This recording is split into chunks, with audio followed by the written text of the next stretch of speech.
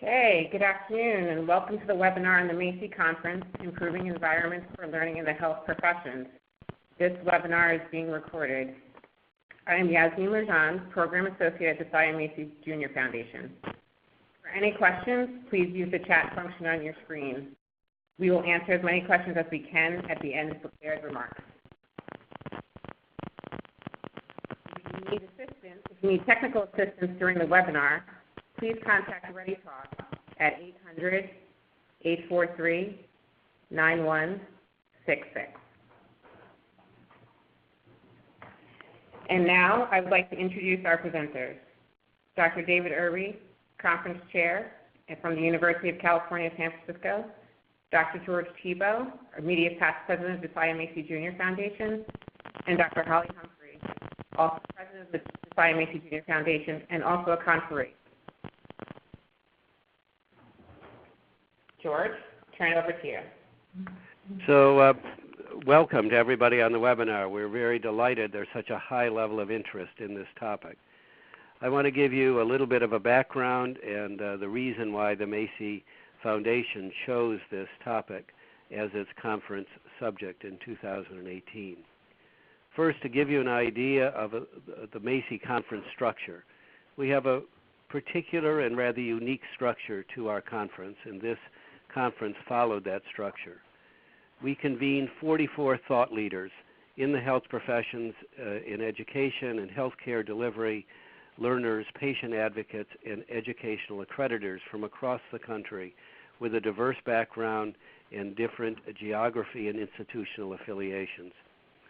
Everybody reads prior to the conference 2 commission papers and 3 case studies that they come prepared to discuss in 3 days of deliberations in both plenary sessions and breakout sessions, leading to consensus recommendations which are written in their first draft before we leave the conference. Those recommendations are then subsequently refined by a planning committee, and the final product is reviewed by all of the conferees.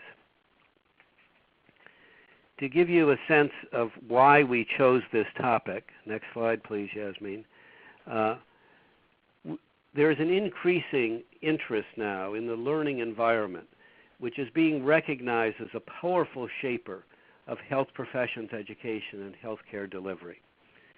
Many national organizations have initiated actions to create optimal learning environments, but there still is much work to be done to define what is the learning environment and empirical research to guide such endeavors.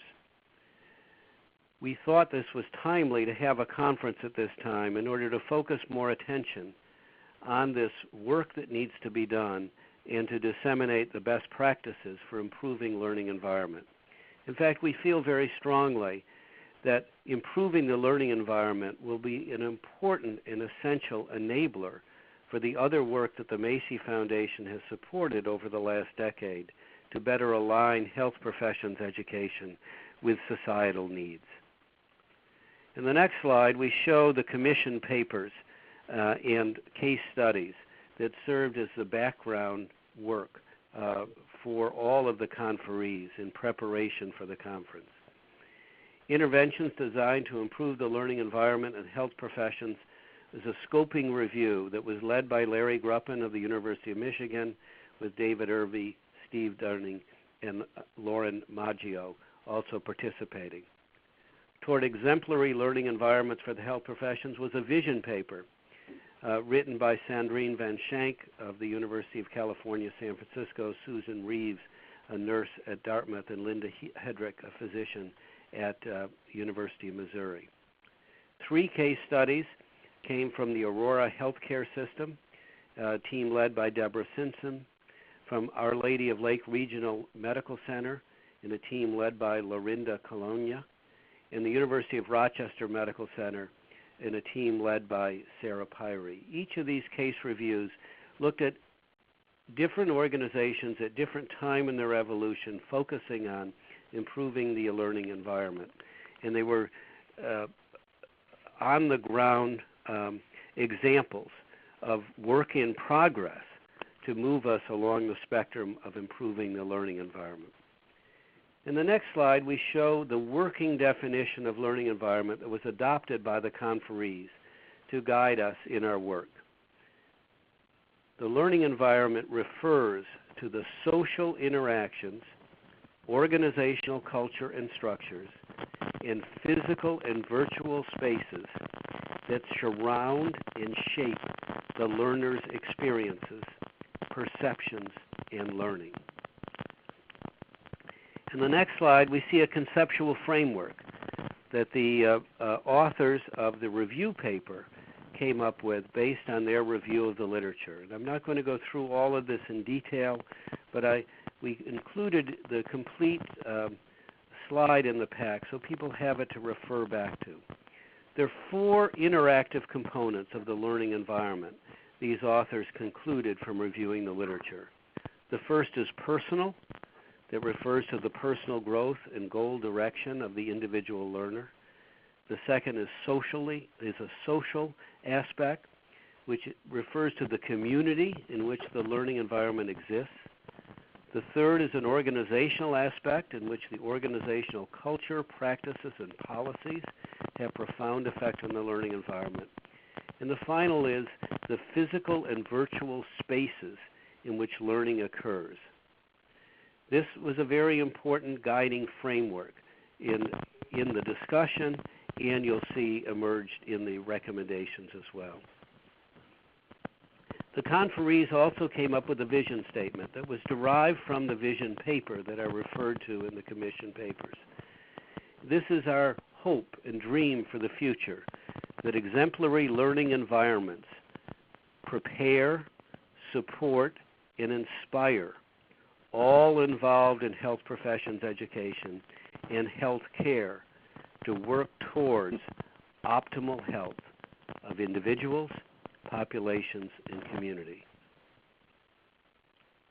Throughout the conference, certain cross-cutting themes emerged, and these themes were the basis of forming the recommendations that we will get to in a moment. The first theme was that everyone in health professions learning environments shares the same goal of better health for all.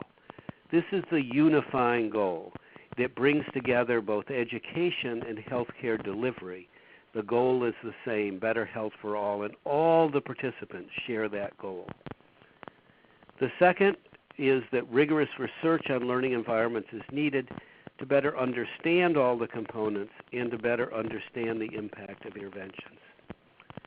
The third cross-cutting theme was that in exemplary learning environments, all participants, from the board level through the executives, through practitioners, through educators, through staff and students, as well as patients, families, and communities, are both teachers and learners. This is an interactive process that involves all of the participants from the top level of the organization to those who are there both to learn and to be cared for. And finally, and very importantly, that exemplary learning environments support the well-being and full potential of all participants and are fully committed to diversity, equity, and inclusivity. These important themes recurred throughout the discussion and were a very important basis of the recommendations that follow. The recommendations were in 4 topical areas, and they're listed not in order of importance, but in a way to understand the structure that we thought of in terms of impacting the learning environment. And we believe that work in all of these areas is necessary. To just attend to one of these areas and not the other will not lead to the desirable result. Excuse me. And the 4 areas of recommendations are, first, that academic healthcare organization governance must be involved. This is a very important issue that we've introduced that has sometimes been neglected in the past. That organizational support must be addressed, that the virtual and physical spaces for learning must be addressed, faculty and staff development must be attended to. There must be additional research and scholarship to move this area forward, and policies at the local and national level must be aligned with the goals of the optimal learning environment. So with that as background, I'm now going to turn it over to David Irby, who did such a magnificent job of chairing the conference and overseeing the writing of the recommendations. And David is going to take you through at a very high level the recommendations in these 6 areas. David? Thank you, George. I want to say what a pleasure it has been to work with such distinguished colleagues on this important area, and to welcome all of you here for this presentation. I would echo George's statement about the breadth of these recommendations, because they really range from governance level down to individual practitioner, and they reflect not only the 6 general recommendations, but 21 specific action steps to implement them. So it's really an impressive work, which we hope will be helpful in moving this important area forward.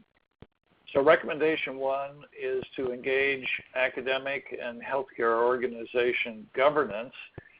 And the key here is to think of the important role of governance in setting policy and oversight for not only academic and health professions education programs, but also to ensure a positive learning and work environment for which they are responsible. So this one has 2 action recommendations. The first, moving the slides forward, is that the governance boards clearly need to understand the importance of the learning environment and develop the skills needed to ensure that there are high-performing environments available. And where there's overlap between academic and healthcare, that those need to be aligned. Further, the governing boards should assess the quality of those environments annually, set expectations, and recommend actions by the executive team to ensure that the learning environment is positive and supportive. Recommendation number 2 has to do with how that gets implemented, and that is the role of executive leadership. So we recommend that executive leaders provide a culture in which resources, policy, and processes support optimal learning environments across the continuum of health professions education. There are 4 action steps associated with this. The first one is that executive leaders should create and sustain a just, inclusive, and civil culture that fosters respectful relationships, because this is the core, this is the basis upon which the learning environment works. And that they should adopt and sustain a culture which encourages inquiry, namely asking questions and learning, equity, quality, and safety, especially in the clinical learning environments. This, we believe, will help to reduce burnout. The third action recommendation is to support training and development of all those who are involved, and to coordinate resources that create a balance between service and academic responsibilities for both faculty and learners. That is, education requires adequate time, space, and resources for high-quality teaching and supervision within the learning environment. Recommendation number 3 has to do with creating physical and virtual spaces for learning. This is focused in both of those recommendations on the physical reality associated with the learning environments, to ensure that they are appropriate, flexible, and safe spaces for learning. And by learning environments, we mean classrooms, laboratories, simulation centers, all types of clinical facilities, community sites, as well as the virtual learning environment. This has 4 steps recommendations associated with it. The first has to do with ensuring that the learning environment spaces purposefully address the key elements of safety, engagement, connectedness, support, access, and climate. And I would point the listeners to a lovely table that actually addresses each of those components and the recommendations associated with them.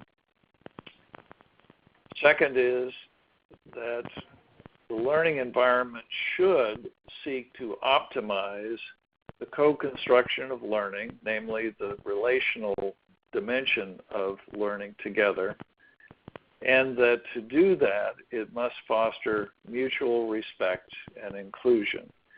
That is the sort of irreducible foundation of a welcoming and hospitable learning environment.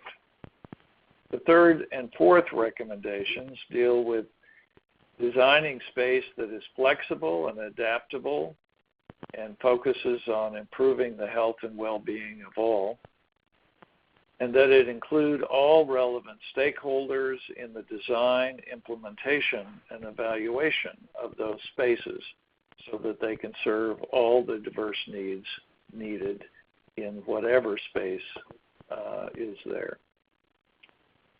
The fourth recommendation has to do with providing faculty and staff development, that both leaders of health professions education and healthcare organizations should ensure continuous learning and development opportunities for their faculty and staff in order to improve the learning environment. And throughout the conference, we talked about the important consideration of seeing everyone in that environment as both teacher and learner. This has 3 action recommendations. The first has to do with the structures and processes that provide faculty and staff development to ensure that they create a just, inclusive, and civil culture, and that resources are adequate for supporting the formal teaching roles and responsibilities of the educators that are engaged. The third has to do with monitoring key aspects of the learning environment in order to provide faculty with feedback as well as to drive future faculty development offerings. The fifth recommendation deals with promoting research and scholarship in order to better understand the key elements of the learning environment and the impact of interventions to improve it. This has 4 action steps. And the first is what I suggested, which is we need to focus on research to understand and improve it using the 4-quadrant model of the learning environment that George reviewed. There's also a very nice table in the set of recommendations that speaks to each of the elements considered under those 4 quadrants. Regardless of where the research is focused, it needs to be rigorous in its research methodologies and use appropriate methods to address the questions that they are focused on. Third and fourth recommendations have to do with disaggregating data in order to find out if subgroups within the learning environment are experiencing it differentially, such as underrepresented in medicine or first generation to college or the difference between nurses and residents. We need that sort of data in order to ensure that everyone in that environment is experiencing it as positive and welcoming. And the fourth has to do with advocating for increased funding for these important studies that are definitely needed. The sixth and final general recommendation has to do with setting policy and advocating for funding. And so this has 4 action steps. The first was to perhaps establish some sort of collaborative to advance the nation's learning environments.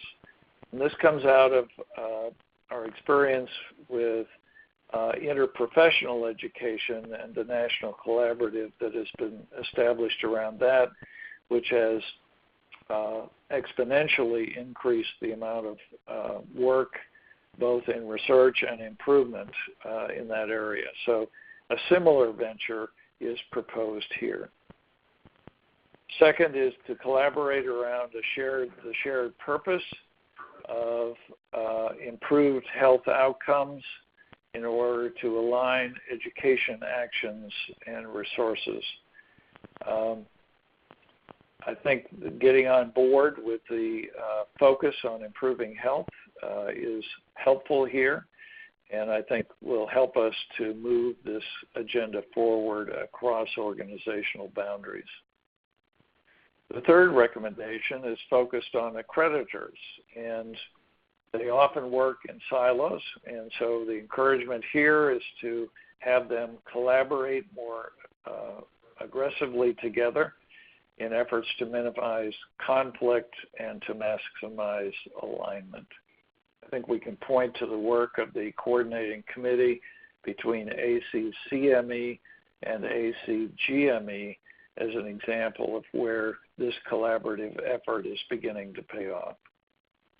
The final is addressed to federal agencies concerned with health, that they should create and fund programs to accelerate excellence in our nation's learning environments. This is a broad set of actionable recommendations designed to improve the learning environment, and I believe it provides a powerful platform for action at all levels. And now I'll turn it over to Holly Humphrey to take us home on the conclusion.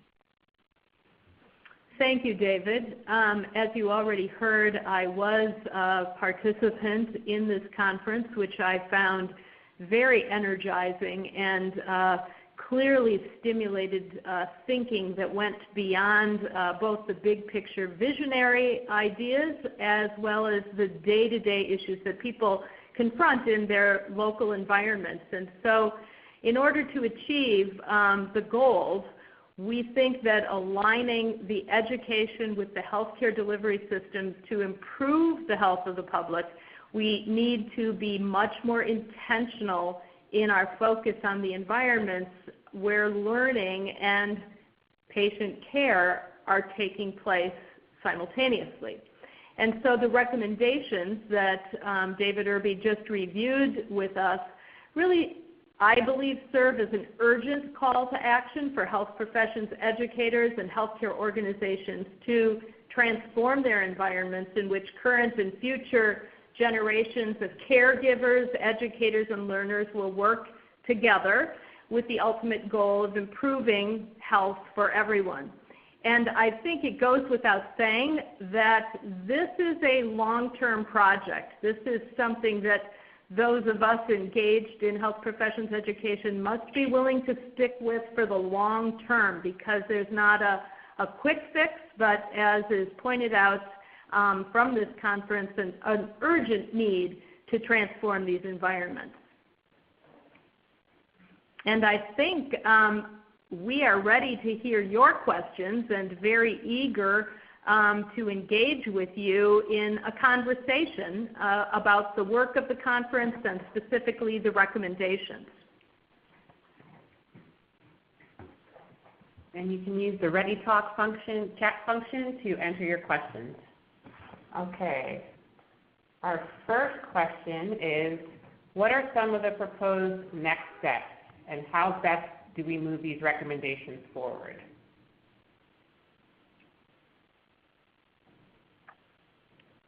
This is Dave Irby. I'll take that up first. I would say that under each of the 6 general recommendations, the report contains very specific action steps and explanations for each of those. It also contains several large tables that I think will be helpful in directing people towards it. The other thing that I think will help move this forward dramatically is having a common definition and a conceptual framework. So the 4-quadrant model that we proposed out of the scoping review, I think helps us to see where future work needs to be done, and also to coalesce the research as we move that forward to understand what works and what doesn't work. I should also mention that the team that did the vision paper and the team that did the scoping review have each consolidated those and submitted them to academic medicine as perspective pieces. So that conceptual framework will not only be available in the monograph and the conference proceedings, but it will also be, I hope, published in academic medicine as well. So I'd add to what David said about the monograph. The monograph will be coming out in a couple of months with more detailed proceedings of the conference, but also the papers themselves, including the case studies. And I'd call to people's attention the case studies.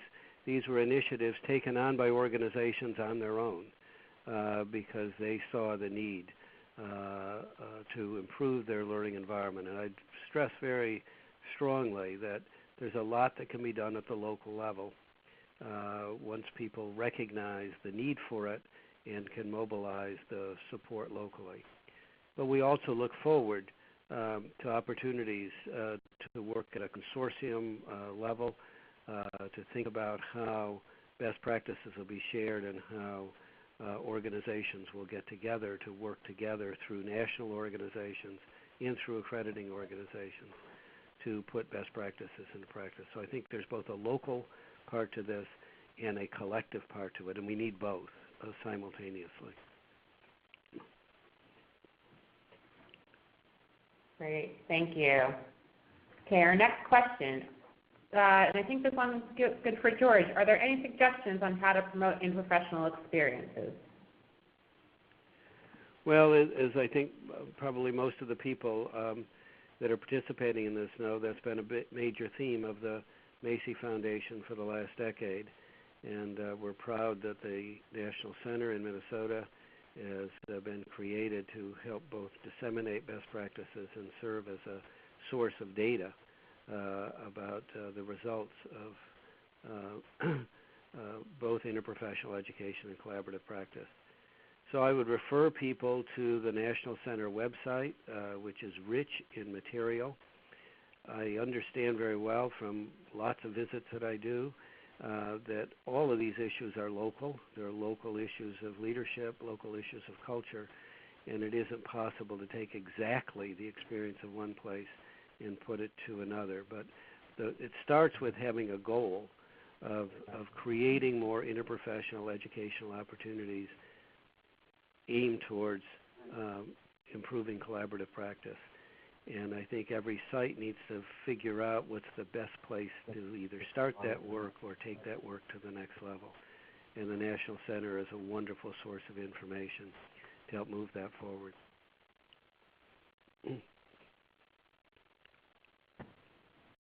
Okay, thank you, George. Okay, how would an institution assess its current learning environment? David, do you want to take that? There are several reviews of instruments available to assess it that are all rooted primarily in the learner's experience with it, which is an important component. I'll have to see if I can pull up the reference to that, but there is a wonderful review out there that helps with that. I think what the 4-quadrant construct helps us with is to see that learners' perception is only one component of that, and that we need other measures to look at respectful communication, the social interactions, how welcoming is the environment, but we also need to look at the impact of organizational culture and structure, and I'm not certain there's a good inventory that can be used to look at that. There is some research about within the social materiality framework that has come out of online learning, which can assist with that. And there are a few studies out there looking at the physical learning environments as well. That's pretty new and strongly underrepresented in the literature.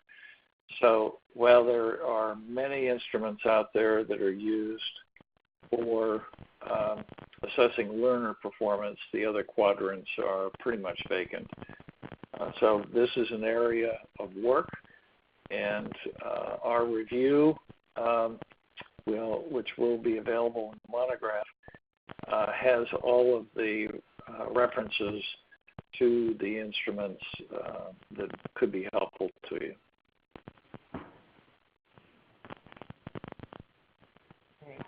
Thank you, David. Okay, this question is for Holly. Will the Macy Foundation be establishing any new initiatives to advance the recommendations of the conference? Yeah, thank you. Thank you for asking that question. It's an excellent question. And while I do not yet have a specific answer to the question, I certainly invite thoughts from those of you on the phone and from colleagues across the country. And it's certainly my personal intention that the Macy Foundation will build on the investment already made in this area, and as I already referenced in my earlier comments, to really tackle the recommendations that came out of this year's conference requires a long-term view and simultaneously a long-term commitment. So I am expecting that future conferences and future funding initiatives will in fact build on various pieces of this learning environment work. I consider this establishing the foundation for work that will follow. But at this moment, I don't have more specifics to add to that, but I hope that you will help us develop those more specific projects. Thank you. Okay. This work may be already in various stages across institutions.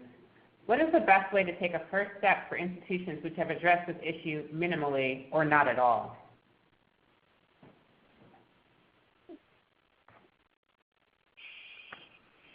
Well, I will take a first crack at that, and I just say pick some place and start.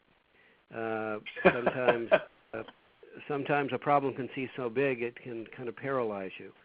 But if you thinking about what's going on in your institution, identify a problem you want to solve, and get an interprofessional team involved in doing it. And you don't need to start by taking on the whole institution. Whether that's one unit, whether that's one particular focus group of learners, but start with a problem that there's a kind of agreement needs to be solved. And coming back to the earlier question, this cannot be solved except by an interprofessional approach. The learning environment is not owned either by any one profession or any one participant in the process. So it needs to be addressed in a truly interprofessional way, and also you need to have in mind that the patients and families communities that we serve are essential to improving it as well. They both bring insights as well as ideas for solutions. So I would just concur. Yep, I would totally concur that not only do we see different strategies adopted in our 3 case studies, from microenvironments, one clinic, to whole institution approaches trying to align education and healthcare, to a total transformation of a community hospital into an academic health science center. They were totally different.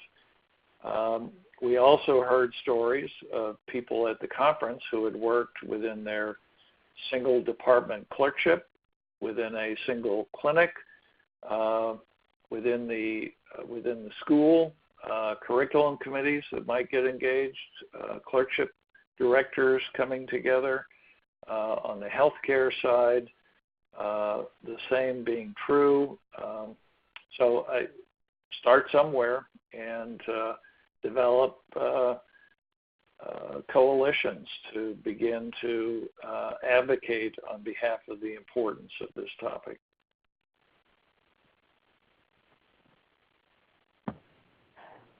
Thanks, David. Just a quick backtrack. Someone has asked for the citation of the review you mentioned, if we could make that available to webinar attendees. David, is that from the review paper, the one that you just read a little earlier? Yes, but I'm actually, that's what I'm trying to look up as well. So when I grab it, I will mention. I'm trying to remember which one specific. Great. Okay. And while you're doing that, in terms of the virtual environment, where do you see the discussion of the actual virtual environment? For example, telehealth with the hidden parallel virtual learning environment of social media, texting, etc. heading? I'll let George handle that one while I look for literature. So this is, expanding and somewhat unknown terrain, and it was actually sort of a revelation for us as we began our initial formulation to be at least explicit about the fact that there is a virtual learning environment. It probably is the most rapidly growing and expanding part of our learning environments, and I think there is a lot we still have to learn about how we optimize that and what makes for good virtual learning environments and not so good, and how virtual learning environments and physical learning environments intersect. I think it's one of the both interesting and challenging areas for educational work going forward. So we had it in there to be sure we didn't neglect it, but don't pretend that we have the final answers on it, but only that it is something that must be paid attention to. Yeah, I concur. The reference I would point people to is the lead author is Sean Rock, SCHONROCK dash Adema, or Adema, ADEMA, and it's called Key Elements in Assessing the Educational Environment. Where is the Theory? And it's in Advances in Health Science Education, 2012. That's volume 17, 727 following. There are also two Amy reviews on this by Genn, Genn. Both are printed in 2001 in the Medical Teacher, volume 23. It's a two-part, so those two will get you started. Thank you, David, and we will circulate that around to all attendees after the webinar is has concluded. Okay, next question. Are there plans to create an accessible clearinghouse of best practices? Holly, start. Yes, so as you all know, that is one of the recommendations from this report, and so the Macy Foundation is certainly interested in catalyzing such an initiative, but the foundation will not be able to do this on its own, but we're certainly eager to look for partners and hear your ideas about how we might get that done. We think it's a good idea, obviously. It made it through the revision process to end up as one of the recommendations, and so we are eager to see that implemented. So again, if you have ideas for partners or thoughts and ideas about how to establish that nationally, we are interested in supporting such an initiative. Great. Okay, next question. The organizational structure of many academic health centers leads to leaders developing career paths in either clinical administration or educational administration. To what extent would career paths that bridge the two enable the development of healthy clinical learning environments? George, do you want to take that one? Sure. And we're seeing some of those career pathways are beginning to develop. A couple of our Macy faculty scholars, in fact, are on a pathway that I would say looks like a merger or overlap of those worlds. We think in the long run, and this is not just from this conference, but from previous conferences we've had, we need to bring those worlds closer together organizationally, and we need more bridging people. So I think that's been one of our intents in our Macy Faculty Scholar Program, is to create some of those bridging people, and also to make organizations more open to the fact that we need, at the table, if you were, you need people that understand, and really at a granular level, both the educational process and the care delivery process. And I hope we're going to see more of those career pathways emerge. Great. Thank you. Okay, George, this might be another one that you'd like to start with. The demands of intense clinical practice and its associated burnout were identified in the report as contributing factors to the quality of the learning environment. While professional organizations are making this a priority on their agendas, I'm not sure clinical systems have done so. Was there any additional discussion on how hospital and clinical leaders can tackle this effectively? Well, it's a big subject, and certainly we discussed it. I can't claim that we solved it, and we're going to need the participation of many other national organizations. And many may know that the National Academy of Medicine has started an initiative to look at this and is about to launch one of its major studies on this. So again, this is going to take collaboration and partnerships across many organizations. There's no question there is overlap between the burnout subject and this learning environment subject, as I've thought of it as overlapping Venn diagrams. That is, one of the products of a ideal learning environment is the lesson burnout. It's not the only thing that happens in an ideal learning environment.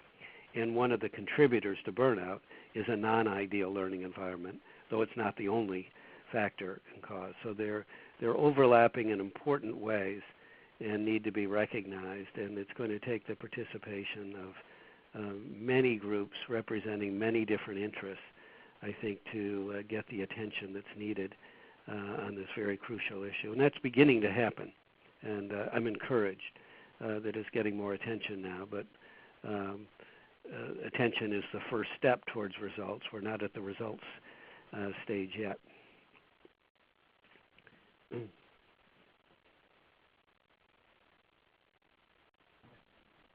Thank you.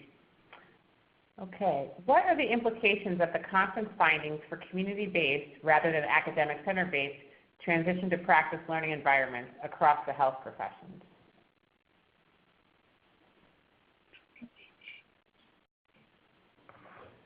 I'm not sure about the transitions to practice. Yeah. Go ahead, George. So one of the things that we talked about often at the conference, and we had to keep reminding ourselves that a huge amount of the learning that goes on across our country does not occur in academic medical centers. And while academic medical centers are important drivers by setting example and by also producing many future faculty, the fixing the learning environment is an issue that transcends the academic medical centers. And we tried to be mindful of that in writing recommendations that were broadly applicable to all environments in which both practice and learning occur, which is a huge number of different settings. And so we think that the recommendations are applicable in environments that are not part of academic medical centers, where important learning is going on and where much of the preparation for transition to independent practice does occur. And it would be interesting, and we would love to hear feedback from those of you who are in those important environments outside the academic medical center as to whether there are additional nuances or specific recommendations that might be more applicable to your environments as opposed to the academic environments. But we were very mindful of that in both discussion and in writing, that we were writing these for a much broader group of settings than just the academic medical center, as important as they are. Yep, well put. Great. Thank you. George, this might be another one for you. Do you have specific recommendations for universities who may not have an academic health science center and therefore medical school? For us, interdisciplinary learning experiences are especially challenging in terms of incorporating medical learners. Well, again, there's all interprofessional experiences, I think, can be valuable, appropriately structured, and they can include, a different array of health professions that doesn't always have to include medicine or even necessarily nursing, though nursing is more uniformly present. So that's one thing I'd say. Second is forming partnerships is important, and we've had experiences across institutional lines, so that there are places that have medical schools and don't have nursing schools, and they need to form partnerships. And there are places that have health professional schools that don't have medical schools.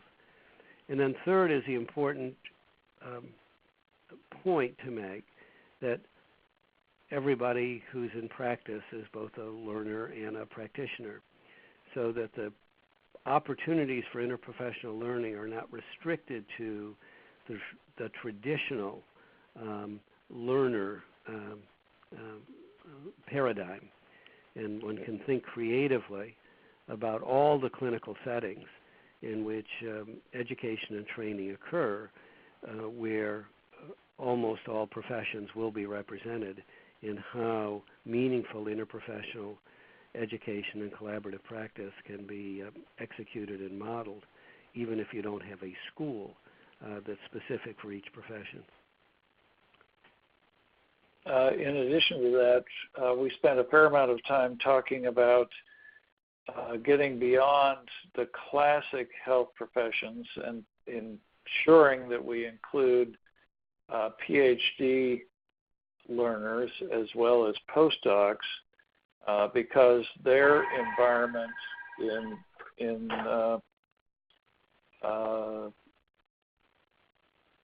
the laboratories in particular are every bit as important and include a either welcoming or hostile learning environment there as well. So there were a number of participants at the conference who wanted to make sure that we didn't forget that learning environments include laboratories and university classrooms as well as clinical environments.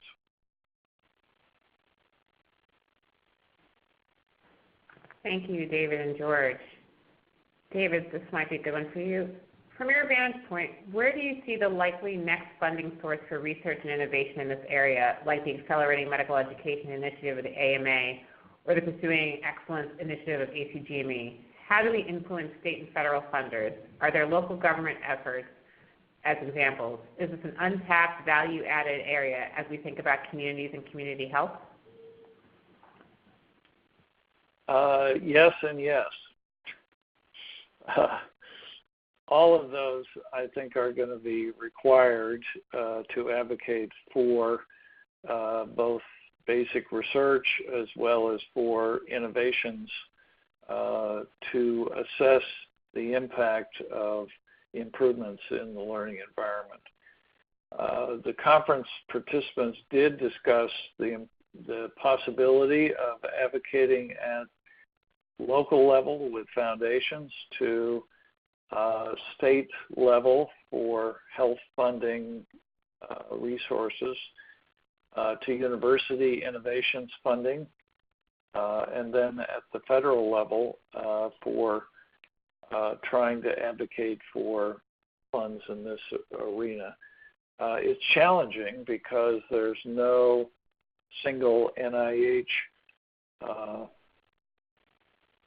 area that is focused on this, nor on education per se. So I think funding will be a challenge going forward to try to advance this. I would also say that a lot of good evaluation and research happens at the local level and can be done as well. So I think advocacy is the key. And so everyone who's engaged with their professional organizations and accrediting organizations should become advocates for understanding this important area better. Great. Thank you. Research has been mentioned. Are there any multi-site initiatives planned? While I'm not aware of a specific plan for multi-site research studies, I do think that the ACGME's Pursuing Excellence initiative, now being expanded to more institutions, is trying really to disseminate best practices in a way that could lend themselves to research opportunities. I also think the kind of data that the ACGME has accumulated through the CLEAR program, as they have looked at the clinical learning environments in institutions across the country, has certainly provided them with a lot of data, and the hope is to try to use that in a way that we can, as a country, learn from. So I think we have taken the first steps as a country through some of those organizations to disseminate best practices, and I think the next step is to do exactly what you are suggesting, which is to develop the scholarly base to better inform us as we move forward. Thank you. This will be our final question. Which is more accurate of the recommendations, improving the well-being of health professionals in the learning environment, or improving the learning environment for the well-being of health professionals, or both? Chicken or the egg? Both are important. This does remind me of the heated discussions about the definition, because initially we had written the definition to to start with learners' experiences, perceptions, and learning, because of focus on learner and therefore interest in burnout, that's influenced by the social interactions, culture, and space. But we shifted it because that assumes that the starting point is internal to the individual, and learning environment really deals with that which surrounds the learning. And therefore, we shifted that to focus on the social interactions, culture, and space that influences those. So I would say it's very much interactive. And that was what we were trying to convey in our 4 quadrants, that these don't stand alone. They each influence each other. So it's important to look at all of those. And as I said earlier, I see it as overlapping Venn diagrams, and that is that well-being is one of the outcomes of an optimal learning environment, but not the only one. I mean, in other words, learners who are not suffering burnout will still benefit from an optimal learning environment. So it's not just the prevention of burnout that is the goal of an optimal learning environment. And similarly, optimal learning environment will address some of the issues of burnout, but probably not all of them. So I think it is both in an interactive way.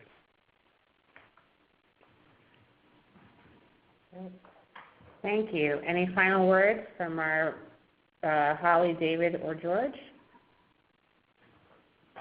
Let me just begin by my thanks to David and to all the conferees who produced this document that we are very proud of, and we think it's one of the most important that we've been privileged to produce in recent years. So it was a tremendous group effort, and it wouldn't have happened without both leadership and participation of all that we had involved. And I would just echo George that this was a total joy and a huge learning experience for me. And it was just a treat to work with all of the people engaged in this. I would say we need all of you to help us advance this cause. This is really important to the future of health professions education, and we look forward to doing that collaboratively. Great. Thank you. Okay. This concludes the webinar on the Macy Conference, Improving Environments for Learning in the Health Professions. The video, slides, and the draft conference papers will be available on our website in the next week. You can find the conference recommendations on our website at macyfoundation.org, and also sign up for periodic email alerts from us. For any questions we were unable to take during the webinar, feel free to contact us at info@macyfoundation.org, and we will follow up with you. Thank you for participating, and have a good day.